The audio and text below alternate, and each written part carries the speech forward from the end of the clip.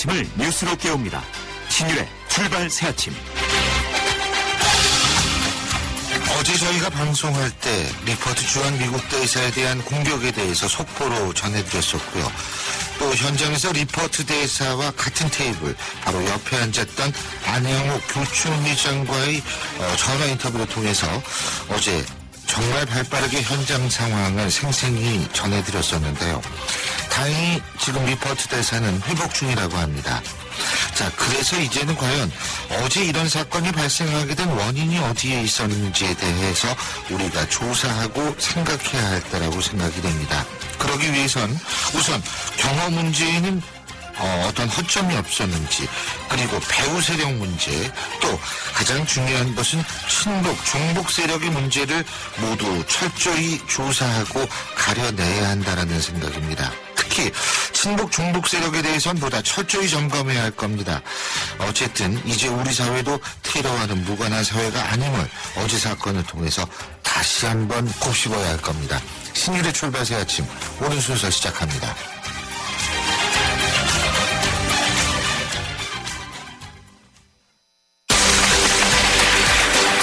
뉴스를 읽어드립니다. 뉴스를 보여드립니다. 뉴스를 들려드립니다. 최영일의 뉴스 매거진. 지금까지 들어온 뉴스 정리해 보겠습니다. 최영일 시사평론가 나와 계십니다. 어서 오십시오. 안녕하세요. 예. 어제의 충격이 오늘도 이어질 수밖에 없는 상황입니다. 그렇죠. 예. 자, 오늘 카피는 어떤 겁니까? 어제 이 시간 마치고 저는 운전해서 가면서 예. 교수님 방송 듣고 있었는데 속보가 그때부터 쏟아지더라고요. 예. 7시 한 40분 좀 넘어서 예. 어제 하루 정말 끔찍한 하루였습니다. 오늘 카피는 칼과 피, 스워드 앤 블러드 이렇게 되겠는데요. 다시는 이런 일이 없어야겠죠. 그렇습니다. 네. 어제 7시 42분경에 속보가 맞습니다. 전해졌었거든요. 네. 그러니까 굉장히 빨리 전해진 편인데, 일단 간단하게 정리해요, 어제 많이 하루 들으셨을 종일 텐데. 뉴스를 보셨을 예, 테니까 밤사이에 좀 이제 변화된 정황들을 말씀드리면 먼저 이제 어제 세종문화회관 세종홀에서 지금 이 시간에서 한 20여 분 지난 시간에 벌어진 일입니다. 이제 24시간이 돼 가는데요. 민족화의 협력을 위한 범국민협의회 주최 강연에 갔던 이 마크 리포트 주한 미국 대사, 느닷없이 달려든 이제 55세 김기종 이 우리마당 대표라고 하죠. 네. 이 인물에게 이제 25cm 과도의 얼굴과 손목에 자상을 입었고요. 급히 병원으로 옮겨졌는데 신촌 연대 세브란스 병원에서 2시간 반 안면 봉합 수술 잘 끝난 것 같습니다. 네. 그러니까 말씀하신 대로 이제 회복 중이라고 하고요. 김기종은 이제 현장 검거, 이 종로 경찰서와 적십자 병원을 오가면서도 계속 자신의 주장을 외쳐댔거든요. 카메라에 대고 한미 군사훈련, 전쟁훈련 반대, 이걸 중지시키기 위해서 자신은 테러를 했다, 이런 주장을 했고요. 예. 한미 군사훈련이 남북교류와 대화, 이산가족 상봉을 막고 있다, 이렇게 말해서 어제 저는 이 사람 블로그도 가보고 여러 가지 좀 자료를 봤더니 예. 1992년 클린턴 행정부 때 예. 북미 고위급 회담을 할 때 당시 팀 스피릿 훈련을 미뤘던 적이 있지 않느냐. 예. 그때처럼 남북이 대화하려면 이 한미 군사훈련을 올해도 중단해야 한다, 이런 주장을 이제 관철하기 위해서 자기 딴에는 이제 거사라고 하는 이 말도 안 되는 이제 짓을 벌인 거죠. 그런 정황이 이제 어제 하루 종일 나왔고요. 문제는 오늘 아침의 숙제는 그겁니다. 우리가 요인경호라고 하는, 지금 외교 사절들은 요인의 대상이 아니라고 하거든요. 그렇습니다. 그래서 향후 서울은 안전하다고 생각했는데 예. 우방국의 외교 사절에게도 그렇지 않다, 이게 밝혀졌고요. 예. 저는 오늘 그 조간에서 관심 있게 본 뉴스가 가족들이 가장 놀라지 않았겠습니까? 그 아내 로빈과 그리고 이제 올해 태어난 어린 아들 세준, 예. 우리나라식 이름이죠. 근데 이제 미국에 있는 짐 리포트가 이제 부친인데 예. 이 고향에 있는 가족들이 깜짝 놀랐을 거고요. 짐 리포트가 우리 아들은 한국을 매우 사랑한다, 이런 얘기를 전하면서 안타까워하기도 했습니다. 그러니까 저희가 더 미안하죠. 근데 그렇죠. 이 김기종이라는 사람이 이 소위 말하는 개인적인 네. 어떤 인물인가, 이거를 한번 봐야 되는데, 네, 그게 중요하죠. 이 사람이 성균관대학교 북바대학 출신이죠. 80학번이고요. 예. 60년생. 그러니까 예. 이제 정확히 딱 55세 만 나이가 된 건데, 예. 그 이후에 이제 숭실대 통일정책대학원에서 석사를 받았고요. 예. 또 성공회 대학교에 출강을 하면서 외래 교수로도 행세를 했어요. 강의를 예. 이제 일정 기간 했던 것 같고, 예. 우리마당은 이게 84년에 만든 거기 때문에 예. 예, 이 사람이 24살 때 만든 겁니다. 대학 졸업하면서 당시에는 주로 풍물패, 뭐 이제 국악을 가르치는 그런 이제 마당으로 활용이 되다가 그 이후 점점 변질이 되면서 98년부터 이제 반일 문제에 좀 눈을 뜨기 시작한 것 같고요.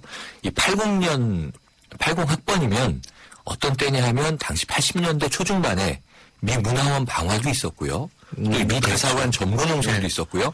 당시 이제 학생운동권은 이제 반미 감정이 좀 굉장히 높을 때입니다. 그때 대학 생활했고 운동권에 가담을 했던 것이고 그 이후 90년대 후반부터 2000년대 대부분은 주로 독도 지킴이라고 하는 명분 속에서 반일 문제를 이제 외치는 역할을 해오다가 사실 최근에 드러난 반미 감정, 어제도 이제 그게 극단적인 표현이었는데 지금 극단적인 민족주의자라고 야당이 표현한 것을 가지고도 갑론을박이 있습니다. 근데 매우 왜곡되고 삐뚤어진 이런 이제 신념과 이념을 가지고 이를 쳤는데요. 그 경우를 봤을 때 이제 반일 감정 속에 반미 감정을 계속 숨겨져 일부에서는 이제 이런 얘기를 하죠. 이 사람이 8차례 북한을 한 2년 사이에 2007 년에 집중적으로 방문을 하게 됩니다. 그 이후에 이 사람에 있어서 반미 활동이 성향이 강화됐다는 거죠. 반미 활동이 강화되고 성향이 바뀌었다는 건데 이게 이 명목상으로는 개성이 나무심으로 간다는 얘기인데 네.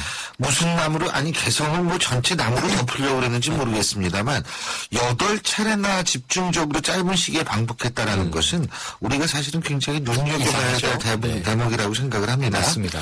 바로 제가 이 얘기를 왜 하냐면 물론 이 사람이 이 외로운 늑대다 뭐 이렇게 볼 수도 있겠지만 뭐 저기 거주지 이웃과의 왕래도 없고 왕래 없는 사람은 많죠. 근데 워낙 외톨이 스타일이라는 것들 진술을 해요. 하지만 중요한 것은 이 사람이 소위 말하는 친북, 중북 세력과 어떤 연계관계가 있는가도 제가 볼 때는 이번 기회에 철저히 밝혀야 될 것 아닌가 그렇죠. 이런 그러니까 생각이 듭니다. 단독범이든 배후 세력이 있든 그게 명명백백하게 밝혀져야 그렇죠. 이 사건이 좀 깔끔하게 끝나면서 어제 하루 우리나라 국민들이 얼마나 부끄러웠습니까? 그리고 외신에서 쏟아져 재발이 제일 나오는데요. 문제인데 네. 이 사회의 지극히 일부 소수라고 그러지만은 이런 좀 정신병적 친북 종북 세력이 있는 한은 사실은 우리 사회의 안전에 굉장히 위협이 될 수밖에 없는 상황이거든요. 맞습니다. 그래서 우리 국민은 물론이고 전 세계가 이제 깜짝 놀라서 충격에 빠져 있는 하루였는데요. 그렇습니다. 아주 엉뚱하게 단 한 곳만 다른 목소리를 냈습니다. 혹시 어딘지 아세요? 북한이죠. 네. 어제 이례적으로 굉장히 빠르게 여기에 대한 이제 반응이 나왔어요. 그러니까 더 이상한 거예요. 제가 그렇습니다. 2010년에 이 김기종 씨가 일본 대사에게 콘크리트 조각 2개 던져서 징역 2년, 집행유예 3년 받은 이제 전과가 있는데요. 이때도 훈장을 줘야 한다 이렇게 주장했던 곳이 이제 북한인데 이례적으로 신속한 논평이 어제 나오면서 미국에 가해진 응당한 징벌이다 이런 주장을 했는데요. 테러 행위를 옹호한 거죠. 네. 조선중앙통신이 리포트 대사의 피습 상황을 아주 상세히 전달했다고 합니다. 북한 방송으로는 이례적인 일이었고 전쟁광 미국에 가해진 응당한 징벌이고 한미 군사훈련을 벌이는 미국을 규탄하는 남한 민심의 반영이자 한거의 표시다 이렇게 얘기를 했어요. 그러면서 김 씨가 흉기를 휘두른 이 행위를 정의의 칼살에 이런 식의 이제 표현으로 미화하면서 제가 보기에는 이 김기종 씨와 북한의 인식과 정신 세계가 아니 그래서 상당히 뭐 이제 같은 맥락이죠. 놀랍지도 않은 게 북한은 원래 그런 집단이잖아요. 그리고 저는 참 이 김희종이라는 사람의 멘탈리티가 참 기가 막힌 게 뭐냐면 어제 이 사람이 이런 얘기를 했어요. 뭐 40조금 넘은 뭐 XXX가 우리나라에 와서 뭐 이런 식으로 얘기를 하는데 그게 정신 나간 사람이라는 게 아니 누구죠? 김정은이는 몇 살입니까, 지금? 예? 이제 나이 갖고 얘기할 때가 아니지. 그러니까 이 사람이 처음부터 끝까지의 맞습니다. 어떤 뭐 논리라고 얘기할 필요도 없고 하여간 모든 게 엉망이라는 거는 그러니까 지금 그 분석이 중요한데 이제 두 가지 맥락입니다. 하나는 이제 배후 세력이나 북한과 그렇죠. 연계성. 네. 또 한 가지는 이제 개인 심리적인 성향인데 예. 뭐 외로운 늑대 성향이 있었고 본인은 잘났다고 생각하는데 세상이 나를 알아주지 않았다. 이 저 동생은 가족들은 다 절연하고 사는 과정이더라고요.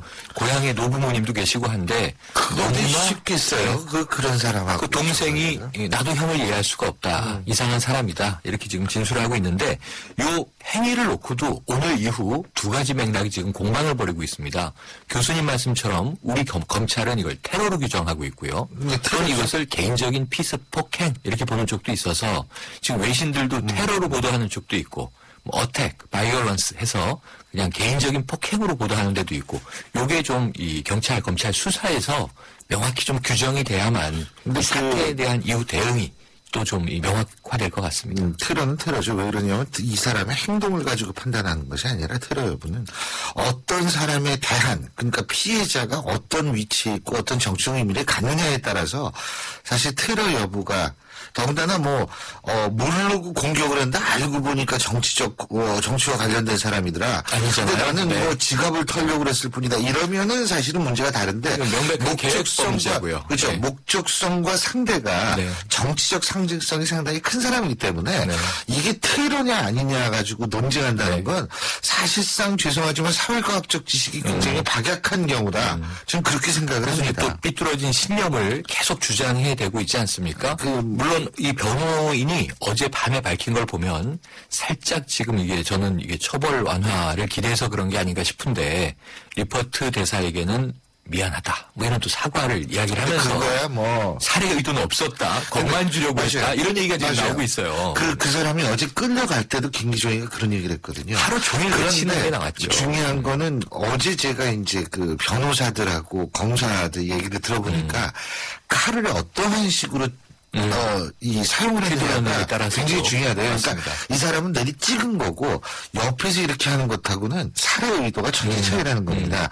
근데 제가 볼 때 이 사람은 살해 의도가 그러니까 대부분의 사람들이 얘기하는 게 살해 의도가 있었다는 거예요. 네. 그리고 턱을 이렇게 한 거는 목으로 가려고 목을 하는데 찌르려다가 그렇죠. 대사가 그 피했죠. 과정에서 이게 하면서 결국 이제 얼굴 이쪽이 된 그렇죠. 건데 그거는 명백한 살해 의도라는 것이 대부분 지배적 의견이더라고요. 그래서 어제 이제 사진 이미지들을 보시면서 모두 대부분 2006년 이 박근혜 현 대통령의 맞습니다. 과거 이제 당대표 시절 지방선거에서 오세훈 당시 후보를 지원 유세하다가 커터칼 테러 이렇게 부르지 않았습니까? 네.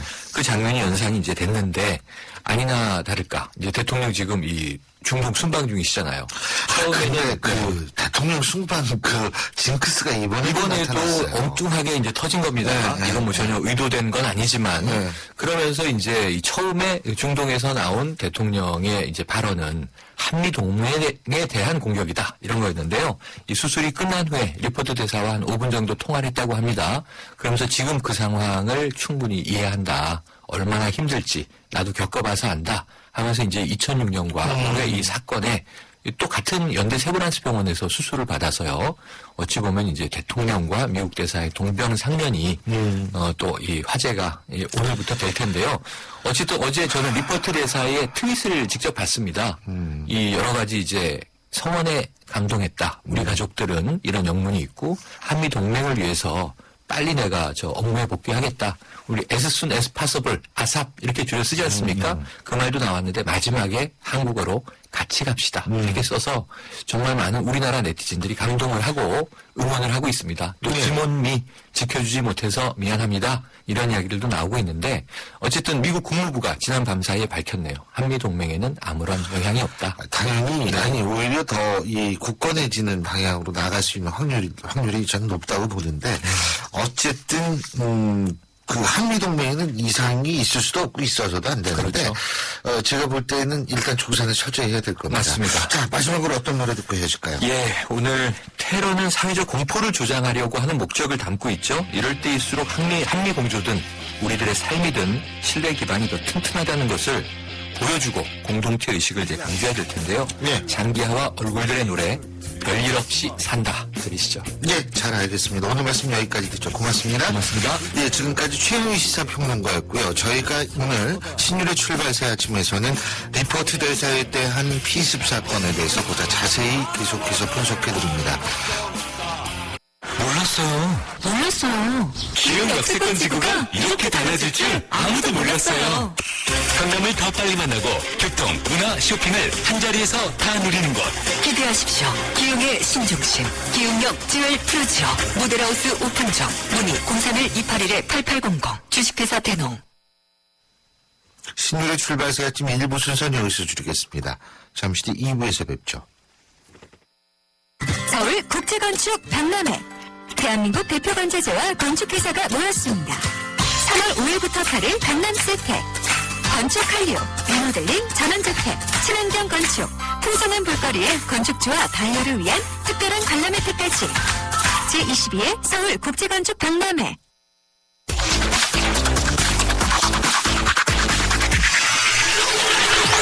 신유의 출발 새 아침. 신율의 출발새 아침 2부 순서 광고 듣고 시작합니다.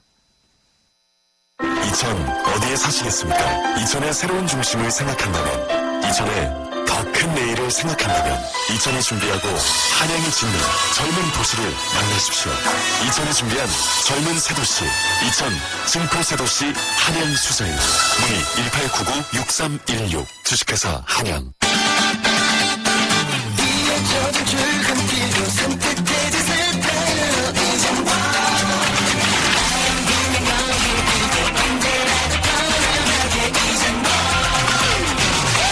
매파가 시작하는 아웃도어의 합리적인 진화.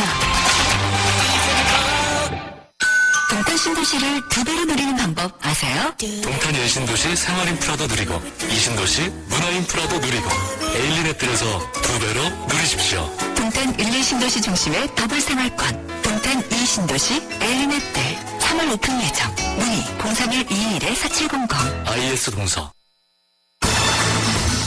여러분은 지금 대한민국 유일의 보도 채널 YTN 뉴스 FM에서 보내드리는 신율의 출발 새 아침을 듣고 계십니다. 앞서 말씀드린 대로 어제 아침에 발생한 마크 리포트 주한 미국 대사의 피습 사건에 대해서 계속 자세히 알아보겠습니다. 먼저 여당의 입장 그리고 현안에 관한 여당의 입장 들어보겠습니다. 새누리당 이인재 최고위원 연결합니다. 이인재 최고위원님 안녕하십니까? 예, 안녕하세요. 예. 어제 많이 놀라셨죠? 예, 저도 너무너무 놀랐는데. 놀랐습니다. 그렇죠. 예. 그런데 뭐 다행스럽게 리포트 대사가 지금 회복 중이라고 얘기를 하니까. 예.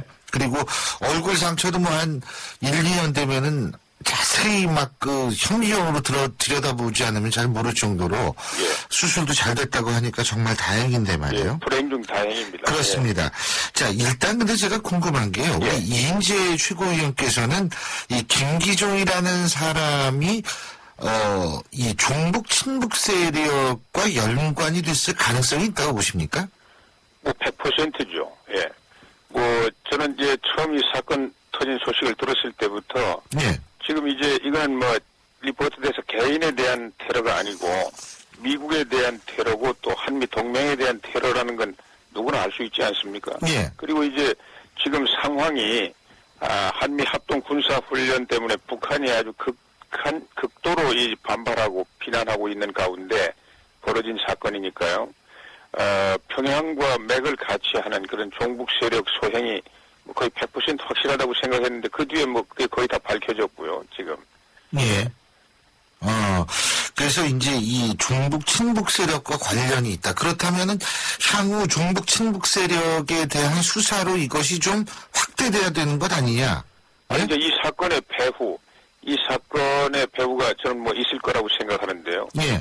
이건 뭐 철저하게 수사해가지고 책임을 물어야 된다고 생각합니다. 그러나 뭐 이 사건 때문에 종북 세력 전체를 지금 뭐 새로 수사한다거나 뭐 이럴 필요는 없을 것 같지만 하여튼 이 범법 행위와 관련된 책임 있는 배후는 전부 다 이번에 밝혀내야 되죠. 그렇죠. 근데 뭐 한미 관계 같은 경우에 사실 이런 사건으로 크게 영향을 받지는 않지 않을까라는 의견들이 우세한데 어떻게 보십니까? 예, 뭐 심리적으로 네. 우선 굉장히 아주 이 큰 충격을 받은 건 사실입니다. 근데 이제 충격이 어떤 방향으로 진행되느냐 하는 것은 우리가 하기 나름인데요. 다행히 리포트 대사가 지금 이 불행 중에서도 함께 갑시다 이렇게 트위터에 글을 올리지 않았습니까? 예. 그래서 저는 뭐 한미 동맹이 더 강화되는 방향으로 간다. 왜냐하면 지금 우리 한반도의 안보 현실이 이렇게 엄중하다는 걸 이 테러가 보여주고 있지 않습니까? 예, 한반도의 평화와 안정 이것 때문에 한미 동맹이 있는 거니까요. 한미 동맹의 존재 이유가 더 확인되고 있는 상황으로 이렇게 우리 한미 간에 또 우리 국민들 마음속에 그런 방향으로 좀 잘 진행이 됐으면 좋겠습니다. 예, 그렇군요. 예. 자, 그것도 그 문제지만 이 현안에 대해서 제가 좀 여쭤보겠습니다. 예. 요새 솔직한 얘기로 새누리당에서는 이 당협위원장 문제 가지고 좀 시끌시끌하잖아요. 예, 예. 그렇죠? 그런데 이 당협위원장 교체라는 것이 지금 친박 위주로 주로 이루어지고 있다라는 이런 시각에 대해서 어떻게 보십니까? 예, 저는 뭐 그런 개파 의식보다는 예. 지금 당협위원장을 인위적으로 일부 교체하자는 거 아닙니까? 문제 있는 당협위원장. 이것은 이제 지금 우리 당이 추구하고 있는 여러 가지 혁신 작업 예. 이것과 맞물려서 객관적이고 민주적으로 명분 있게 이렇게 나가야지 이렇게 이제 이게 사실 이 조강특위하고 공천심사위원회가 과거에 당을 자의적으로 운영한 그런 전위적인 기구들이거든요. 예. 그래서 저는 그런 차원에서 크게 우리 당을 더 민주적이고 객관적으로 운영하는 이런 혁신 작업 가운데에서 이루어져야 된다. 지금 과거처럼 이렇게 하는 것은 이건 좋지 않다. 이렇게 지금 이야기를 하고 있습니다. 논의 중입니다, 지금. 그러니까 간단히 제가 이야기를 간단히 예. 얘기한다면 당협위원장이 지금 교체가 나오고 있는데 이게 객관적인 기준이나 이런 것보다는 오히려 당 지도부에 있어서의 밀실 결정 과정이다 이렇게 보시는 거예요. 과거와 똑같은 방식이죠. 예. 과거와 우리가 지금 그 비판하면서 당을 민주적으로 혁신하자고 외치고 있는 거 아닙니까? 그러기 때문에 저는 이제 그런 주장을 하고 있고요. 뭐 개파 의식 때문에 지금 논의가 되고 있는 건 아니라고 생각합니다. 예. 알겠습니다. 예. 그래서 이 문제가 그러면은 이게 어떻게 마무리돼야 되는지 모르겠어요. 왜냐하면 김무성 대표는 계속 밀고 나갈 생각인 것 같은데요. 뭐 현재 그 사무처 이쪽은 이제 과거도 그렇게 했으니까 네. 이번에도 이렇게 할 수밖에 없다 이러는데 뭐 저는 사실 뭐 당에 합류한 지가 그리 오래되지 않아서 예. 그러나 저는 뭐 지금 이제 당 사무처 직원들이 각 지구당에 나가서 당무 감사를 해가지고 예. 어느 당협에 이런 문제들이 있다 이런 자료를 가지고 지금 선별해서 몇 군데를 이렇게 말하자면 이제 당협위원장을 강제로 내보내는 거 아닙니까? 예. 그건 뭐 정치적인 사용이나 마찬가지인데요. 우리 당이 지금 이제 뭐 공천도 전부 국민과 당원들 손에 다 넘겨주겠다. 이게 지금 우리 당 혁신의 목표지 않습니까? 예. 그 당협위원장 같은 것도 당원들의 뜻에 의해서 객관적으로 뭐 진행이 된다면 모르지만은 중앙당에서 어떤 이런 뭐 일방적인 잣대를 가지고 너는 괜찮고 너는 안 된다 이렇게 재단하는 것은 이건 과거 시기지 않습니까? 예. 그리고요. 예. 김영란법 말입니다. 예. 이게 요새 아주 세간의 관심사인데. 네. 예. 이 김영란법이 저는 제 기억으로는 이렇게 법안이 국회에서 통과되자마자 논란이 이렇게 이른 법도 없었던 것 같아요. 처음인 예. 것 같아요. 법률가 출신으로서 이인재 최고위원께서는 김영란법을 일단 어떻게 평가하십니까? 예, 우선 이제 이 법은 말이죠. 예. 우리 세계 어느 나라에도 없는 법입니다. 예. 그리고 이 법은 이제 좀 간단히 말씀드리면은 공직자 윤리법이 있어요. 우리 지금 현재요. 예. 그래서 공직자들이 이런 금품 수수라든지 부정 청탁이라든지 이런 것에 위반하면은 예. 징계하도록 규정하고 있는 법입니다. 예. 말하자면 윤리와 징계의 영역에 머물러 있는 것들을 형사와 처벌의 대상으로 끌어올린 거예요. 그래서 처음부터 이게 이제 국회에서 문제가 많다고 해가지고 2년 6개월인가 지금 3년 가까이 끌고 오지 않았습니까? 예. 근데 이제 우리 국민들은 우리나라가 이제 국력은 세계 10위권인데 부패 지수는 지금 40대 후반에 머물러 있습니다. 예. 우리 사회가 빨리 청렴한 사회로 가야 선진국도 되고 또 국민들 이 불공정한 권력을 둘러싸고 있는 이런 부패 이런 거 염증을 느끼고 계시기 때문에 이거 청산할 수 있지 않느냐 이런 여론 때문에 예. 이게 이제 이런 법이 더 밀리다 보니까 이제 국회에서 말하자면 제대로 잘 정리가 안 된 가운데 통과가 됐거든요. 그러다 보니까 이제 위헌 요소가 있다. 또 이것 때문에 이제 서민 경제가 파탄이 난다. 이런 아주 큰 그 부작용, 여러 가지 우려와 걱정이 커지고 있고요. 네. 그래서 이걸 다시 좀 손질해야 되지 않느냐, 지금 이런 상황이 발생하고 있는 겁니다. 그러니까 이인재 최고위원께서도 보시기에 예. 김영란법이 여론 때문에 좀 부실한 상태에서 통과됐다 이렇게 보시는 거고요. 예, 저도 그런 생각을 갖고 있고, 그래서 더 지혜롭게 예. 이런 요소도 없애고 또 서민경제 파탄위원도 없애고, 그렇지만은 우리 사회를 아주 획기적으로 청렴한 사회로 올라갈 수 있도록 역할을 할 수 있는 그런 아주 좀 영어로 말하면 스마트한 법을 좀 이렇게 다듬어서 만들어야 되는데 이미 통과가 됐으니까 예. 그러나 이제 시간을 가지고 잘 다듬을 필요가 있죠. 예. 근데 이거 지금 솔직히 위헌 요소라고 제기되는 게 예. 한두 개가 아니거든요. 그렇습니다. 예, 예. 아니 이게 전 이렇게 많은 부분에 위헌 소송 예. 소위 말하는 이게 이 문제가 이렇게 많은 법은 예. 처음 봤는데 예. 뭐 예를 들면 당장 헌법소원 내겠다는 데가 한국교총위원이거든요. 예. 두 번째가 뭐냐면 대한변호사협회입니다. 예, 예. 지금 법안이 시행되기도 전에 이 헌법소원을 내게 되면 예. 실제적으로 이 헌법재판소가 그래서 이게 위헌 결정을 내리게 되면 예. 그러면 사실 이 법은 있으나 마나한 법이 되는 거 아니에요? 예, 그러니까 법의 지금 실효성도 큰 문제입니다. 네. 지금 이제 또 대상을 공직자뿐만 아니고 광고계약에 확대시켰잖아요. 언론인이라든지 네, 사립학교 교원. 그런데 언론인 하면은 뭐 특히 인터넷 언론 기자들까지 다 포함된다고 그러는데 어디 영역 경계 대상도 좀 불명확하고요. 네. 또 이렇게 확대되다 보니까 과연 이 법을 이렇게 투명하게 잘 집행이 되는지 안 되는지 이제 감시하고 이 조사해서 처벌도 하고 해야 되는데 예. 그게 이제 실효성이 문제가 되고 있는 거예요. 예, 그래서 하여튼 이 법을 실효성 있게 그러나 이제 그래서 제가 뭐 좀 개인적으로 그렇게 생각합니다. 아주 영향력이 큰 예. 그런 공직자에 한정해가지고 예. 이 법을 적용하고 나머지 공직자라든지 다른 영역은 다 또 나름대로 규제하는 법이 있어요. 아까 그렇죠. 제가 말씀드린 뇌물도 공직자윤리법도 있고. 있고요. 네. 그래서 그런 것에 의해서 이렇게 하면은 이제 우선 실효성이 있지 않습니까? 그리고 경제 충격도 아주 약해질 거고요. 한 10,000여 명밖에 대상이 안 되니까요. 네. 그렇게 되면은 윗물이 맑아지면 아랫물도 맑아지는 원리처럼 우리 사회가 빠른 속도로 투명해질 것이다. 청렴해질 것이다. 이렇게 생각하는데 뭐 제 개인적으로 그런 주장도 해봤습니다만은 이게 지금 뭐 일종의 큰 압력 때문에 네. 이렇게 떠밀려가지고 이 부실한 법이 만들어졌어요. 그러니까 지금 이 뭐 김영란법에서 얘기하는 것이 김영란법이 문제가 있으니까 이걸 없애야지 이게 아니고 예. 정말 이왕 지사 이 부정 부패 없는 세상을 만들기 예. 위해서 이 법이 탄생이 된 거니까 예. 이왕이면 실효성 있는 법을 만드는 게 좋지 않느냐 이 얘기인데 말이에요. 저희가 예, 하는 그렇습니다. 얘기가. 예. 근데 이게 지금 실효성이 없을 가능성이 높기 때문에 위헌 요소 하도 많아가지고 예. 대통령의 거부권 행사 이 부분은 어떻게 보십니까?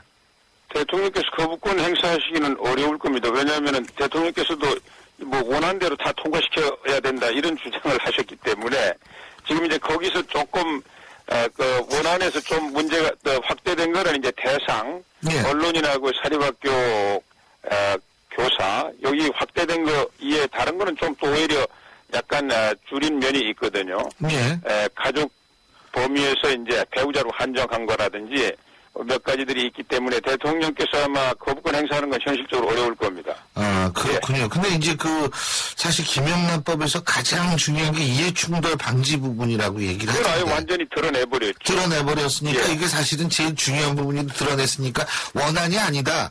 이런 얘기하면서 거부권 행사는 예. 오히려 이해충돌 분야는 그 공직자윤리법이 그대로 있습니다. 그래서 그 부분은 이제 징계 대상으로 남아 있는 거죠. 아, 예. 공직자윤리법에 그대로 지금 예, 그런 게 있습니다. 예, 예. 그렇군요. 예. 또 하나는 뭐냐면 지금 국회가 굉장히 공격을 받는 게 어린이집 CCTV 예, 의무화 예. 법안이 예. 무산된 건데 예. 이 부분은 어떻게 보십니까?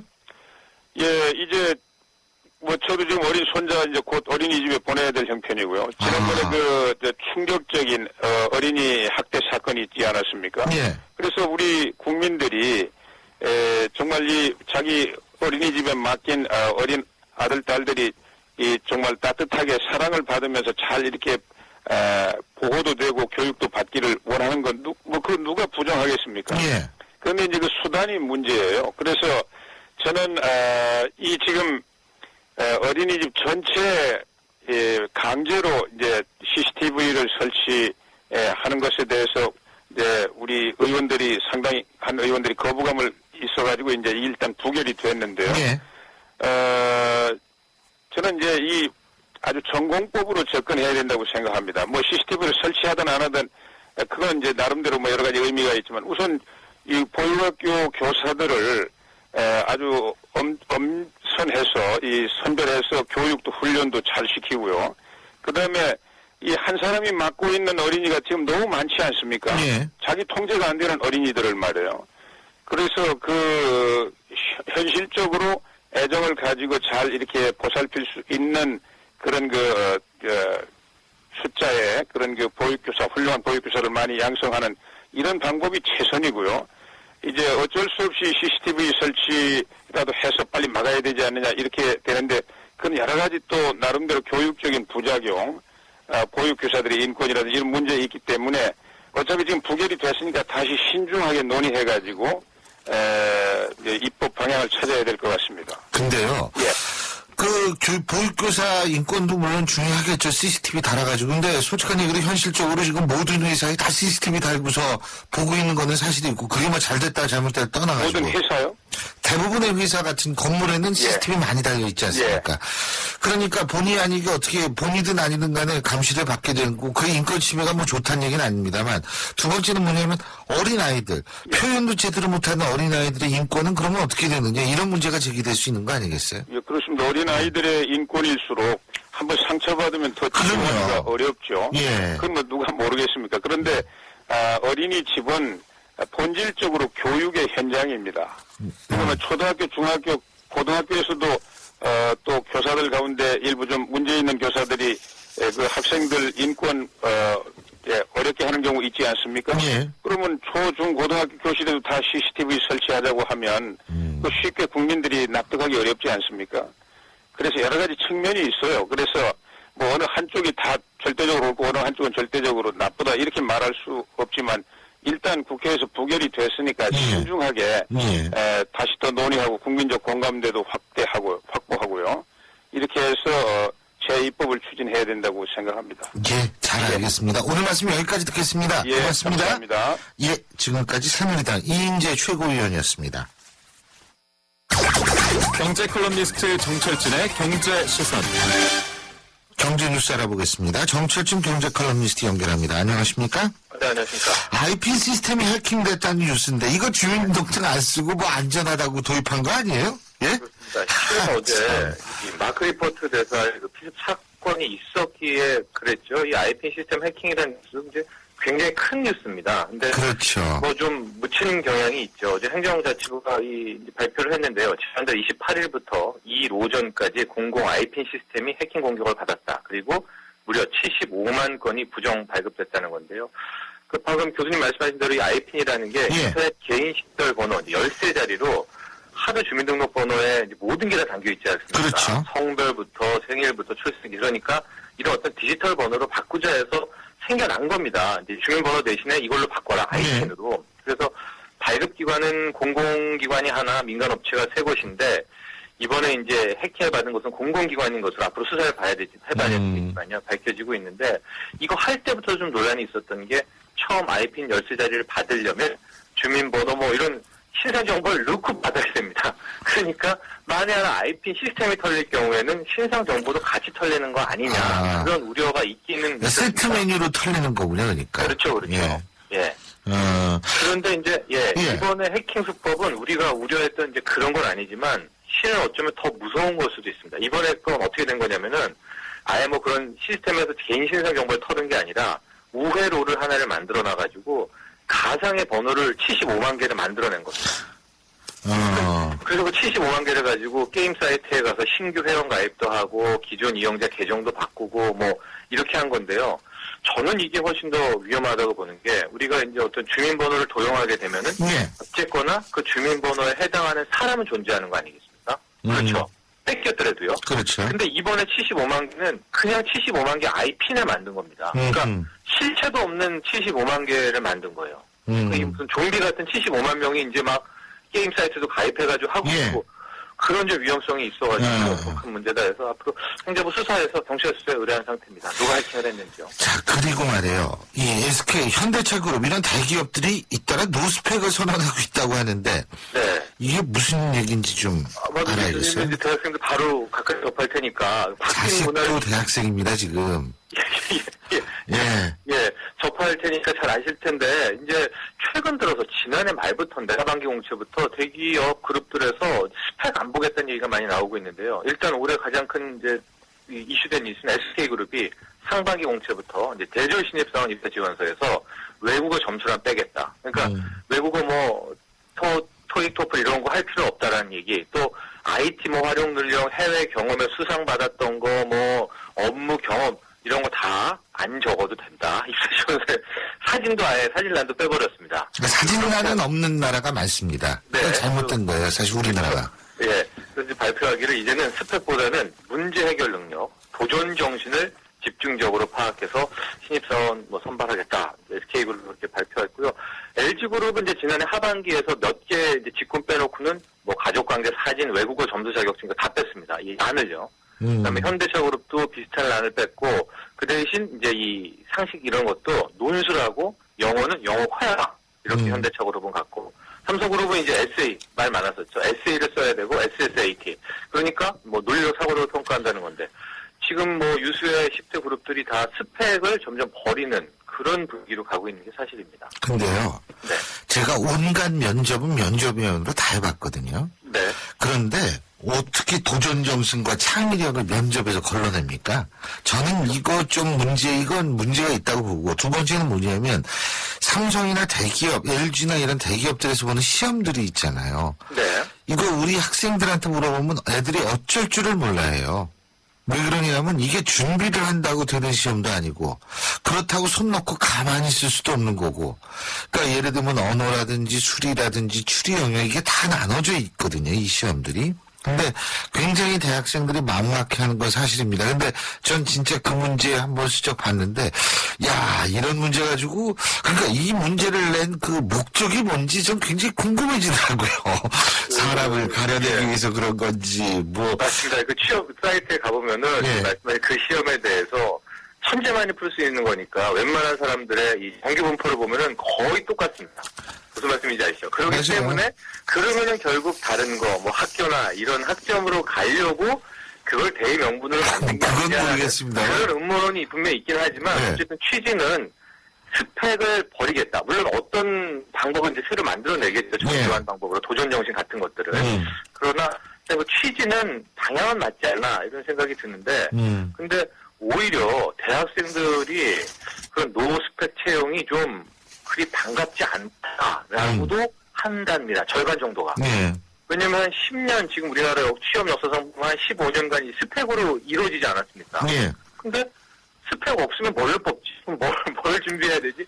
대학생들은 또 이게 막막하고. 맞아요. 네. 어떤 알게 우리 학교 학생들 보면은 우리 과의 학생들 보면 차라리 영어 시험 보는 게 낫다는 거예요. 네, 딱 떨어지니까. 왜 그러냐면 그거는 그래도 공부하면 되는데 다른 거는 이게 막막하다는 겁니다. 이게. 예. 업무 적성도 뭐 이런 거. 예, 맞습니다. 개혁 정신 같은 걸 어떻게 내가 키우지? 이제 그래서 그렇죠. 막막하다라고 말하는 취업생들도 있습니다. 예, 오늘 말씀은 여기까지 듣겠습니다. 고맙습니다. 네, 감사합니다. 예, 지금까지 정철진 경제 컬럼니스트였습니다. 아, 서울은 부담되고 어디가 좋을까? 부천 옥길지구 제이드 카운티 한번 가봐요. 옥길지구 제이드 카운티? 초중고의 근린공원을 걸어서 누리고 서울이 가까워 출퇴근 걱정 없어요. 부천 옥길지구 제이드 카운티 기대해도 좋겠죠? 4월 오픈 예정 1800-7029 한신공영 제일건설. 에이스 고객 이정재. 침대를 말하다. 가구는 디자인만 보고 사도 되지. 근데 침대를 그렇게 사봐. 아침에 어떻게 되겠어. 잡았으면 알 텐데. 침대는 가구가 아니다. 침대는 에이스다. 에이스 침대. 2015년 3월 심장박동이 빨라진다. 모든 것이 타이밍캐신 올뉴 투싼 사전계약 실시 Go Dynamic 투싼 뉴 Thinking new possibilities. 현대자동차. 신일의 출발 새 아침 2부 순서는 여기서 줄이고요. 8시 10분 3부에서 뵙겠습니다.